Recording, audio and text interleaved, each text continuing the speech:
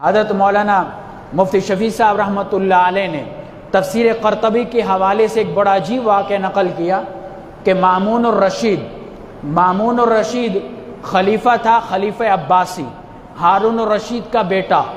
وہ سال کے اینڈ پہ ایک علمی مجلس منعقد کرتا جس میں مسلم سکالرز بھی ہوتے، یہودیوں کے سکالر، عیسائیوں کے، اور پھر وہاں بحث ہوتی، مسلمان اسلام کے حق میں بولتے، یہودی یہودیت کے حق میں بولتے، عیسائی عیسائیوں کے حق عیسائیت کے حق میں بولتے۔ تو ایک دفعہ ایک یہودی عالم آیا، بڑا وجیح شخص، باکمال شخص، گفتگو کا انداز بھی بڑا اعلیٰ۔ تو اس نے مجلس میں یہودیت کے حق میں بات کی اور ایسی زبردست گفتگو کی، سب حیران ہو گئے۔ مجلس برخاست ہوئی، مامون الرشید نے اس کو الگ سے بلایا، کہا آپ اسلام قبول کر لے، میں آپ کو انعامات سے نوازوں گا۔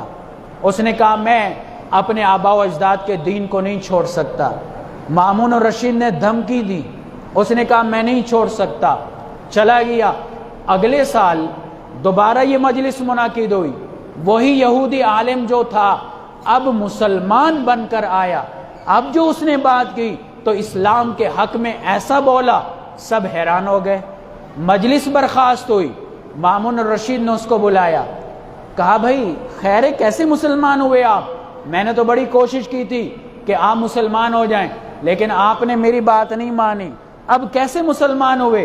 اس نے کہا بات یہ ہے کہ جب میں آپ کے پاس سے گیا تو میں نے تینوں دینوں پر ریسرچ کی، تحقیق کی کوشش کی، یہودیت، عیسائیت، اسلام۔ میں بڑا خوشخط ہوں، میں نے تورات کے 3 نسخے لکھے اور ہر نسخے میں نے رد و بدل کیا۔ میں یہودیوں کی عبادت گاہ میں لے گیا، ان کو میں نے کہا جی یہ میری طرف سے ہدیہ قبول کریں، انہوں نے خوشی خوشی قبول کیا، ایسے دیکھا خوشی خوشی قبول کیا، مجھے انعامات سے نوازا۔ اس کے بعد میں نے انجیل لکھی، انجیل میں نے 3 نسخے لکھے، اس میں بڑا رد و بدل کیا۔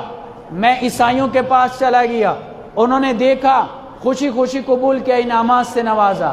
میں نے پھر قرآن کے 3 نسخے لکھے، بڑے خوبصورت خط میں، اور میں نے قرآن میں رد و بدل کیا۔ جب میں مسلمانوں کے پاس گیا، انہوں نے جب قرآن کو دیکھا، انہوں نے کہا تو اس میں تو رد و بدل ہے، انہوں نے پھینک دیا۔ انہوں نے کہا ہم نہیں لیتے، آپ نے اس میں تعریف کی ہے۔ کہتے میرے دل پہ اتنا اثر ہوا کہ جب آج تک یہ قرآن محفوظ ہے تو جو دین قرآن میں ہے وہ کتنا محفوظ ہوگا۔ کلمہ پڑھ کے مسلمان ہو گیا۔ اور آج ہی چند سال پہلے کی بات ہے، جرمنی میوزیم میں 1400 سال کے قرآنی نسخے موجود، نبی صلی اللہ علیہ وسلم کے دور کے، گویا صحابہ کے دور کے لکھے ہوئے، اور آج تک کے جتنا ٹائم گزرا، ہر صدی کا، ہر سال کا وہاں قرآنی نسخہ موجود۔ جب کمپیریزن کیا، جب موازنہ کیا تو یقین جانیں جو قرآن مجید 1400 سال پہلے لکھا گیا اور جو آج لکھا گیا، کہیں زبر زیر کا فرق نہیں آیا۔ یہ کلام اللہ ہے۔ اللہ کہتے ہیں اس کی حفاظت کا ذمہ ہم نے لیا۔ تو میں نے کہا نا، قرآن الفاظ کا نام بھی ہے، قرآن معنی کا نام بھی ہے، تو الفاظ کی بھی حفاظت، معنی کی بھی حفاظت۔ لیکن یہ دنیا دار الاسباب ہے، یہاں قرآن کی حفاظت کیسے ہوگی؟ علماء اور حفاظ کے ذریعے ہوگی۔ حفاظ قرآن کے الفاظ کی حفاظت کرنے والے، علماء قرآن کی تشریح جو احادیث ہے، قرآن کی تفسیر، اس کی حفاظت کرنے والے۔ یہ وجہ کوئی فتنہ کھڑا ہوتا ہے علماء چلا اڑتے ہیں۔ کیا علماء کو اپنی عزت پیاری نہیں؟ کیا علماء کو اپنی ذات پیاری نہیں؟ لوگوں کی گالیاں برداشت کریں، لوگوں کے طعنے برداشت کریں۔ کہتے ہیں نا لوگ کہ علماء کو کیا پڑے، جو اس کے خلاف بھی بول رہے ہیں، اس کے خلاف بھی بول رہے ہیں، اس کے خلاف بھی بول رہے ہیں۔